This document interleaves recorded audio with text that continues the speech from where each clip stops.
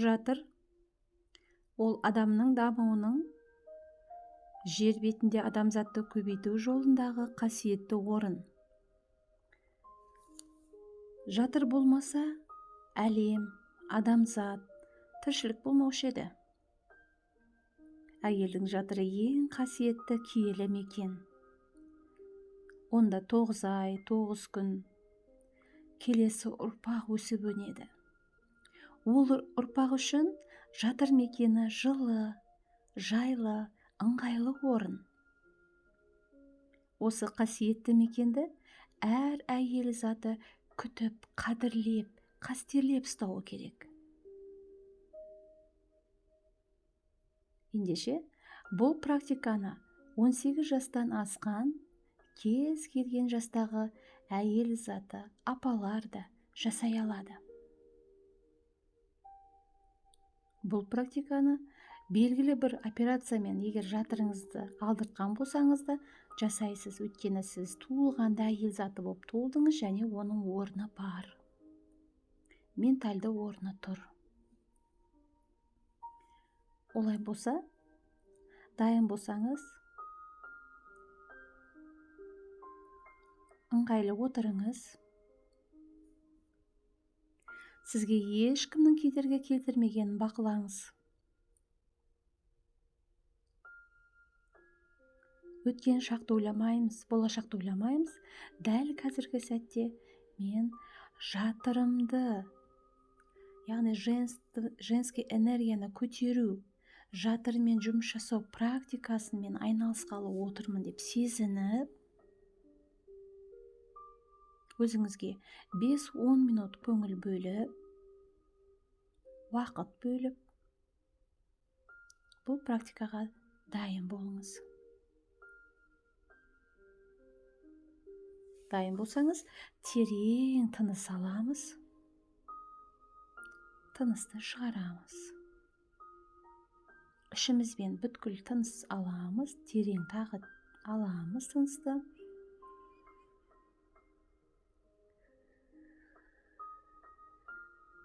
Тыныс шығарамыз. Терең тыныс аламыз. Тыныс шығарамыз. Тыныс алу, тыныс шығару процесі бұл сіздің миыңызды тыныштандырады. Терең тыныс аламыз. Тағы да тынысты шығарамыз. Енді екі алақаныңызды бір-біріне үйкелеп ысқылаңыз.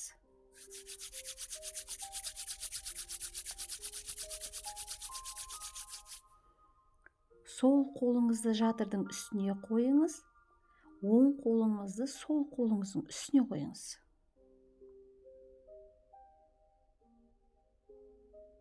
Жатырды бірінші сол қолмен ұстайсыз, сол қолдың үстінен оң қолды басып тұрасыз.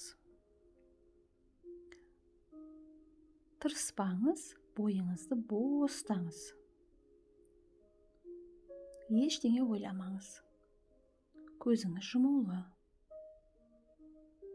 Өткен шақ жоқ, болашақ жоқ. Дәл қазіргі сәтте сіз отырсыз және менің даусым ғана естіледі.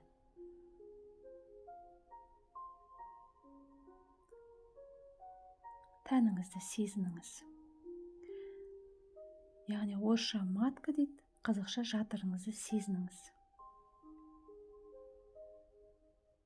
Сезініңіз маткаңызды.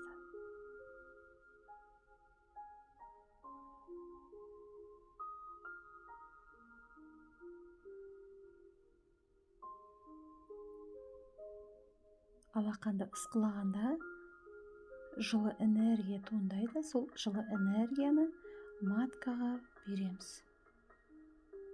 Матканы, яғни жатырды жылытамыз. Өйткені жатыр үнемі тырысып, сабырсыздықпен, күйбелең тіршілікпен, ауыртпашылықпен оған көңіл бөлінген жоқ. яғни сіздің алақаныңыз арқылы сіз тәніңізге, маткаңызға, яғни жатырыңызға мен саған көңіл бөліп жатырмын, қазір мен саған энергия беремін, нұрлы жылы энергия беремін деген белгі бересіз. Жатырыңызды елестетіңіз, сезініңіз. Яичник, труба, яғни жатыр жолдарын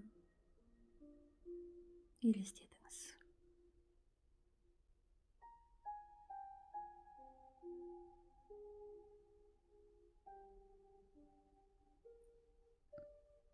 Қайталаңыз.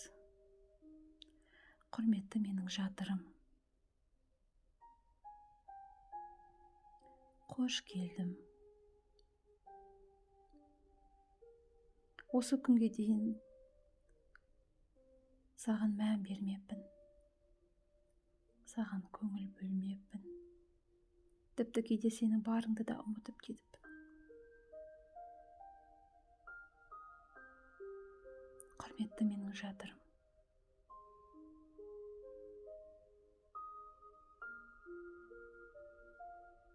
кешірші мені. Сені елемегенім үшін.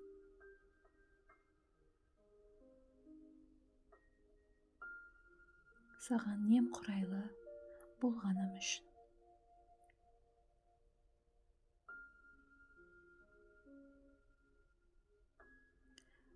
Тіпті хайыз кезінде саған немқұрайлы болып, кейде жаман төсеніштерді төсегенім үшін. Сапасыз төсеніштерді төсегенім үшін. Хайыз кезінде де сені сыйламағаным үшін. Сен маған ішім ауырып, ішім бүріп, белім ауырып, сен маған белгі бердің. Мен оны түсінбедім, мән бермедім.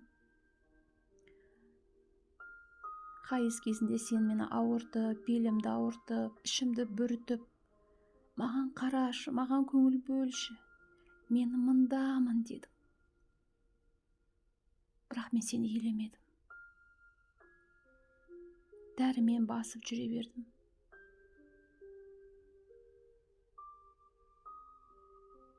Мені әйел етіп, әйел атандырған сені ұмытып кетіппін. Кешір мені. Саған ауыртпашылық салған болсам, сені қинаған болсам, кім көрінгенге рұқсат берген болсам, кешір мені. Немқұрайлы болсам, кешірші мені.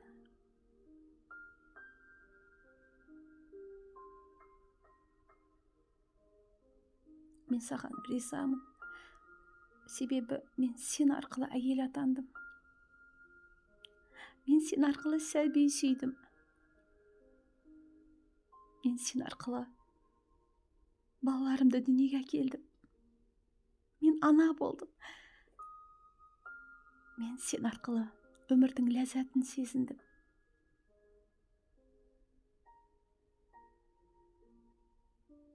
Бірақ сол сәттерімді ұмытып кетіп, кешір мені.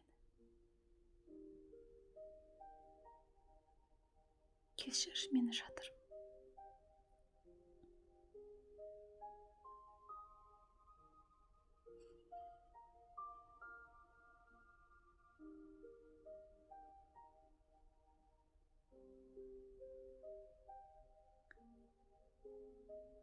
Қазір жер анадан, жерден нұрлы энергияны сезініңіз. Жер ана, жер сізге керемет нұрлы энергияны сыйлайды. Жарық, жылы, жұмсақ, әдемі энергияны сыйлайды.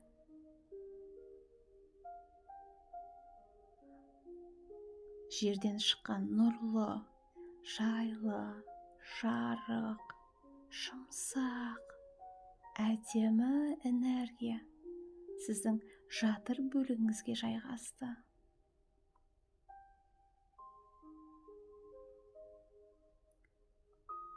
Жатыр бөлігіңіздің барлығын нұрлы энергия айналып, яичный трубаларыңызды барлығын айналып, ондағы негативті жағдайларды, негативті ситуацияларды барлығын тазартып жатыр. Ондағы өкпе, ренішті, біреумен ұрысқан сәттегі ситуациялардың барлығын тазалап жатыр. Өйткені әйелдің реніш өкпесі осы жатырда сақталып қалады. Белгілі бір ер азаматқа деген әкеге, жолдасыңызға, досыңызға, бауырыңызға деген бір негативті ситуация болса, соның барлығы жатырда сақталады. Соның барлығын нұрлы энергия тазалап жатыр. Бәрін тазалап жатыр. Сезініңіз, нұрлы энергия жайлы, жұмсақ, әдемі энергия жатырыңыздағы яичный трубалардың барлығын жонып өтіп, тазалап жатыр. Өкпе, реніш, ұрыс, негативті ситуациялар барлығын тазалап жатыр. Тазалап жатыр.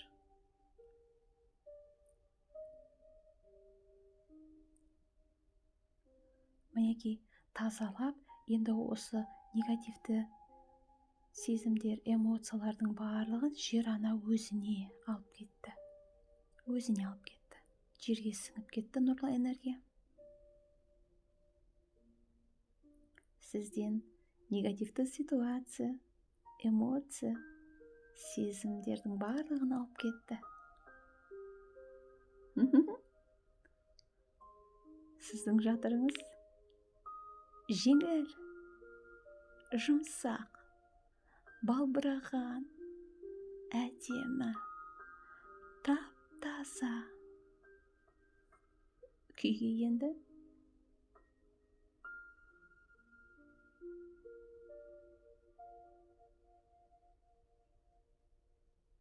Сіздің жатырыңыз әдемі, тап-таза,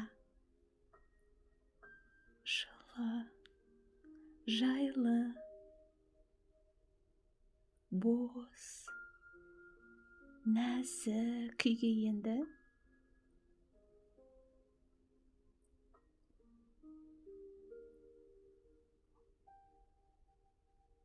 Сезініңіз. Сезініңіз. Бұл сезім сізге керек. Сезініңіз.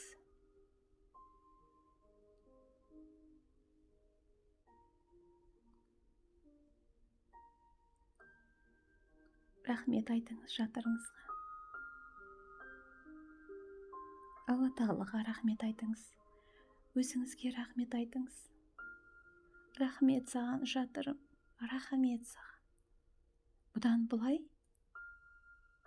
мен саған ең сапалы төсеніштерді, хайыздың кезінде мен саған немқұрайлы болмауды,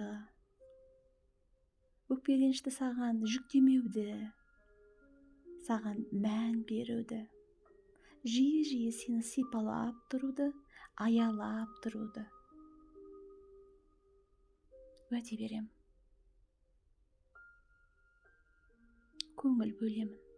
Бұдан кейін саған мән беремін.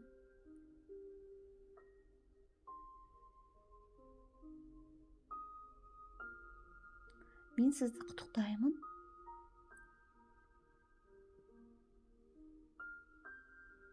Сіз керемет практика жасадыңыз.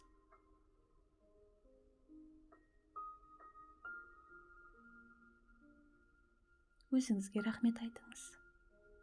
Өзіңізді құшақтаңыз, жымиыңыз, күліңіз, керіліп созылыңыз. Бұдан былай, ең болмағанда үйдің ішінде көйлек киіп жүріңіз. Көйлек кию ол сіздің женственный әйел заты болуыңызды, яғни әйелдік сіздің эмоцияңызды, психологияңызды көтереді. Табиғатыңыздан ажырамаңыз.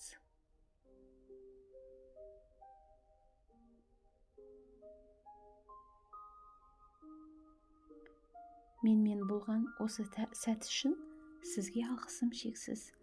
Бұл практиканы қаласаңыз 2 рет, 3 рет жасасаңыз болады.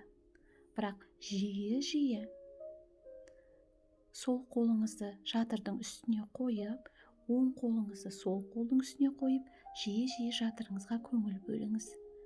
Хайыз кезінде үнемі рахмет айтып, құрметтеп, қош келдің деп, хайызды жақсы қарсы алып, жақсы шығарып салып тұрыңыз. Өзіңізге ең қымбат, ең әдемі іш киімдерді сыйлаңыз. Өйткені ол жатыр сіздікі. Ол сізде ғана. Ең кереметі, ең сұлуы, ең нәзігі, ең тамашасы, ең тазасы ол сізде ғана. Құрметтеңіз Алланың берген сыйына, аманатына қиянат жасамаңыз. Сау саламатта болыңыз.